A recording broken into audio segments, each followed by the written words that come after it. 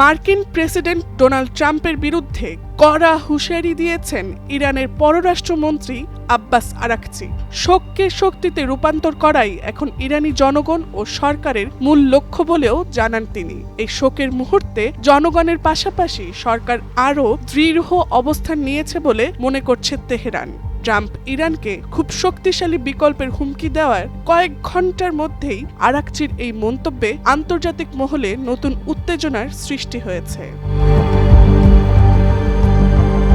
Abbas Araghchi স্পষ্ট ভাষায় জানান, ইরান যুদ্ধ চায় না, তবে যুদ্ধের জন্য সম্পূর্ণ প্রস্তুত। সোমবার তেহরানে ইরানের নিযুক্ত বিভিন্ন কূটনৈতিক মিশনের প্রধানদের সঙ্গে বৈঠকে আরাকচি ট্রাম্পের হুমকির জবাব দিয়ে বলেন, ইসলামী প্রজাতন্ত্র ইরান যুদ্ধ চায় না, কিন্তু এর জন্য পুরোপুরি প্রস্তুত। পূর্ব প্রতিরোধমূলক অভিযান ইরানের এজেন্ডায় নেই। তিনি আরও বলেন, আগের যে কোনো সময়ের চেয়ে তেহরান বর্তমানে বেশি প্রস্তুত।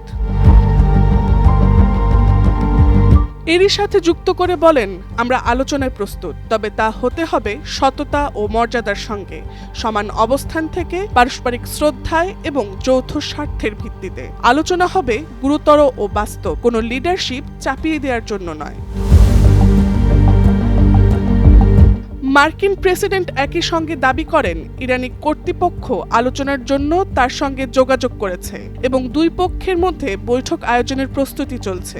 ইরানের প্রেসিডেন্ট মাসুদ পেজিশকিয়ান রবিবার জনগণের দাবি মোকাবেলায় অর্থনৈতিক পরিকল্পনা ঘোষণার কথা জানান। একই সঙ্গে তিনি যুক্তরাষ্ট্রের বিরুদ্ধে বিশৃঙ্খলা ছড়ানোর চেষ্টার অভিযোগও করেন।